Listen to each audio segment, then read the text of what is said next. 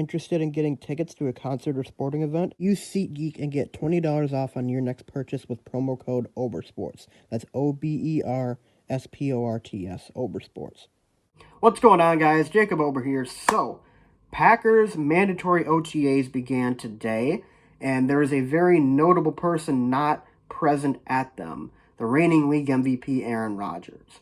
Now, this was not a big shock. This was, not some thing that everyone expected him to show up, and he didn't.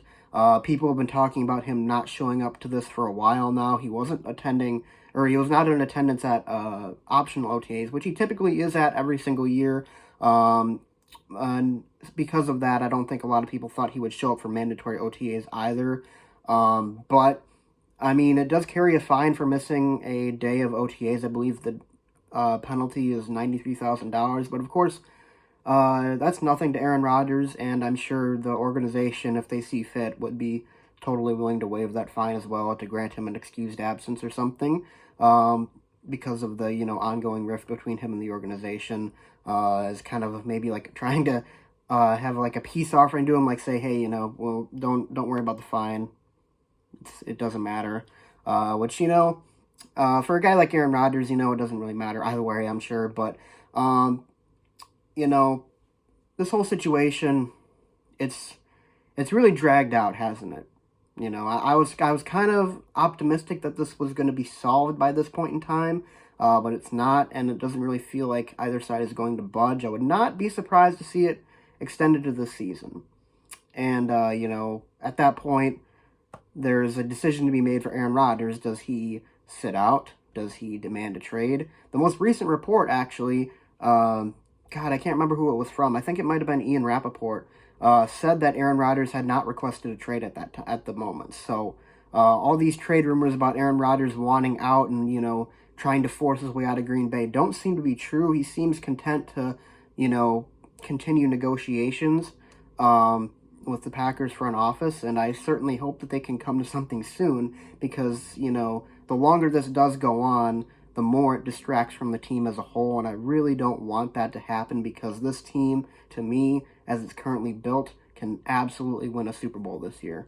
And, if Aaron Rodgers is only here for one more year, then let's do it this year. But overall, it's just a really complicated situation, I think, and the fact that he's not showing up for OTAs doesn't particularly concern me either because, like I said, the only way that Aaron Rodgers isn't the Packers quarterback this season is if he sits out or the Packers trade him. And the Packers have been adamant about not trading him this offseason. He has not requested a trade. And if they did want to trade him, they would have done so when the return was at its peak, which was back on draft night a couple months ago when all this stuff happened. All this stuff really got released to the public for the first time via Adam Schefter's report.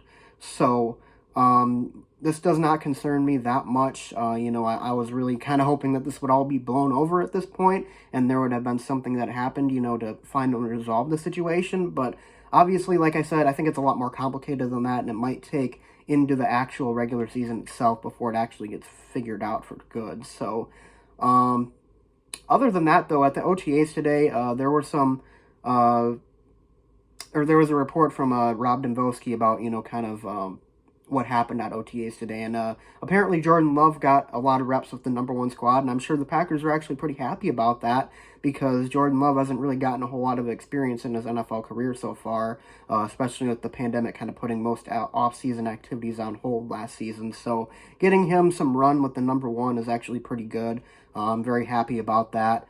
I believe that they said he went 12 for 23 in the team scrimmage, and he led a failed 2-minute drill.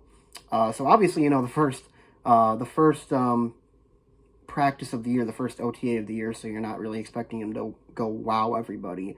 But I mean, it's a work in progress for him, I'm sure, and it's going to take longer for him to really be NFL ready, I think, and that's why I want Rodgers at least for one more year, because if we go into the season with Jordan Love as quarterback, which, by the way, like I said, I do not expect to happen whatsoever, but if in the unlikely event that it did happen, I would not be feeling very good about the Packers' chances because Jordan Love doesn't really have a ton of experience, you know, having not even played in a preseason game so far. So, overall, though, everyone else was there, and, you know, it's good to kind of have the Packers back in a way, you know. I mean, finally getting some news to talk about. It's just kind of been a really dull period between here and the draft a couple months ago, so that's why I haven't been making as many Packer videos lately. But hopefully this offseason gives me a little bit more to talk about as we kind of get into the summer months here. So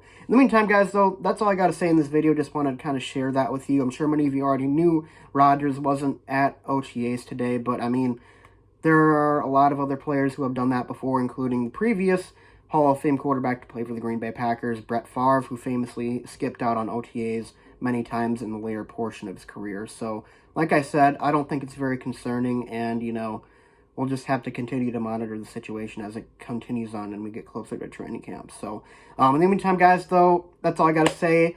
Thanks for watching. Be sure to leave a like and subscribe, and I'll see you guys next time. Go Pack Go.